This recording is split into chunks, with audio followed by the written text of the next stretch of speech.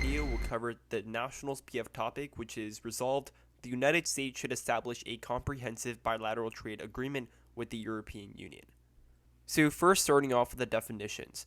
The United States refers to the United States federal government, and it's clear that this definition refers to the legislative body of the US because obviously it's the part that passes legislation, and in this case, the bilateral trade agreement.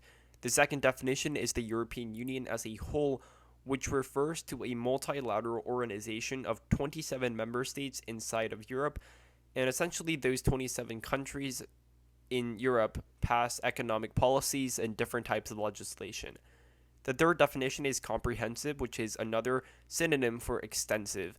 And the last definition is a bilateral trade agreement, which is the elimination of trade barriers such as tariffs or taxes and export restraints.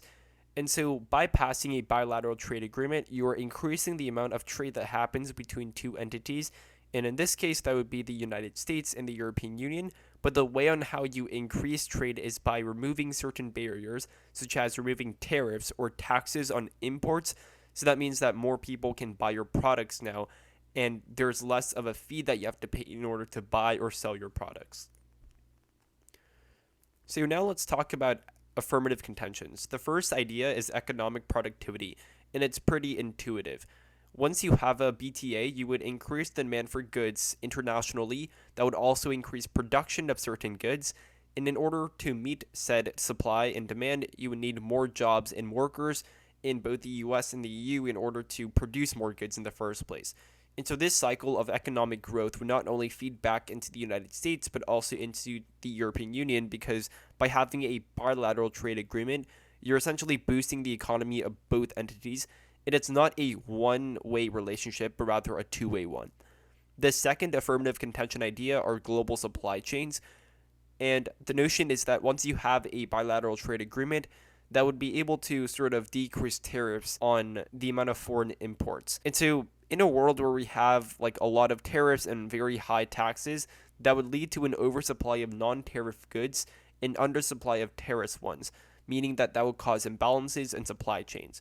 And we've seen how bad this could be in the COVID-19 pandemic when there was a huge supply chain crisis of not being enough semiconductors. And so when Taiwan ran out of semiconductors, the United States chips companies sort of were not able to produce goods and different types of computer chips. And so essentially by having less tariffs, you're able to expedite the amount of trade, and that fills up gaps for products that we may not have enough of in the United States and vice versa in the European Union as well. So now talking about negative contention ideas, the first idea are small businesses, because removing tariffs would lead to a surge of cheaper foreign products that small businesses can't compete against. Because let's say that you remove tariffs, and so now a very big foreign European manufacturing company is able to sell a lot of goods for very cheap prices to the United States. Mom and pop shops that have to produce goods are now not able to compete against the inundation of foreign goods that are flowing into the US market. And so because small mom and pop shops aren't able to compete with low prices, their businesses would just go out of business.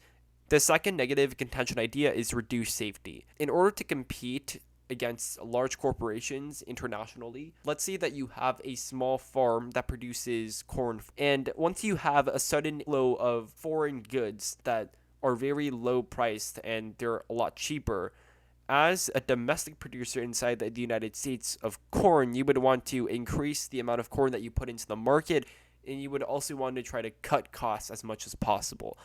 And the worry is that if producers do cut costs in ways that compromise safety of public health and of citizens, such as reducing expenditures on quality control, using cleaning chemicals that may be bad for the environment, or using very aggressive pesticides that cause agricultural damage and environmental outflows, all that would lead to very bad things that could happen in a world where companies try to cut down on costs as much as possible in order to compete with international corporations. And so the worry is that would not only happen in the United States, but that would also happen in Europe as well.